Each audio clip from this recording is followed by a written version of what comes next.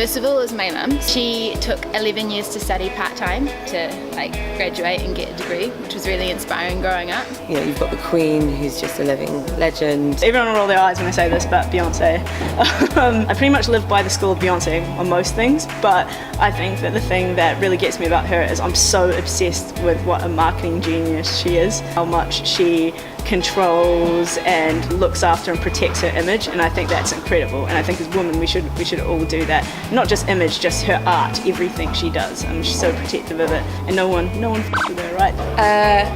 Pippi Longstocking is like do you know who she is? So Pippi Longstocking is a Swedish character from a novel. I was obsessed with her as a young child, with two older brothers wrestling all the time, and she was this super strong girl with like a really firm moral compass. I just wanted to be her. Females that inspire me, I guess, ones that are closer to me personally. I grew up with two older sisters. They're both about 5 and 6 years older than me. So I guess through my upbringing, just in general, I looked up to women and my sisters. Jane Elliot, she's a known feminist and anti-racist activist, and she's famous for the blue eye, brown eye experiment, of showcasing how basically segregation and racism affects human beings. She's been fighting to basically surmount racism. I think women that inspire me are mostly women who try to kind of change the world and fight with the kind of patriarchy that kind of governs our world, try to fight with racism and inequality, and not just focus on themselves and what they can achieve, rather change the world so everyone else can also achieve and everyone else can also succeed in this world. Emma Watson, with everything that she stood up for, she's been amazing.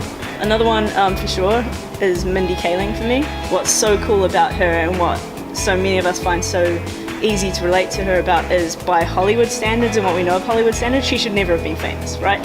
And that's what she sort of says herself, which is ridiculous. But everything she's earned and all of her success is like pure talent, pure raw talent, but also work ethic. I don't think females talk enough about how to succeed.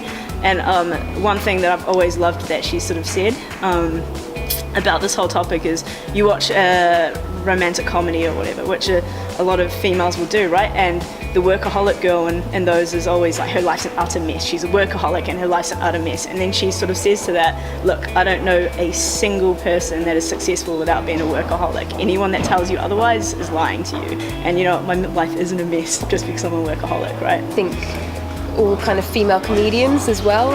There's some pretty awful ones, but there's some awful male comedians as well. It wasn't a thing for women to be funny. The first ones, like June Carter and people like that, when they first started cracking gags on the stage and stuff, that's pretty amazing to me.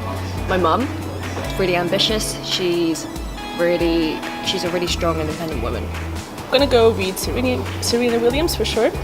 For me, she's just the whole idea of beautiful and strong. Her career in tennis is absolutely amazing, but not just that, she gives her face to numerous charities, and she helps a lot of people, and she has really strong messages about kindness and being humble. Not just women, but everyone in general, just supporting each other. So yeah, I think she's an absolute amazing role model.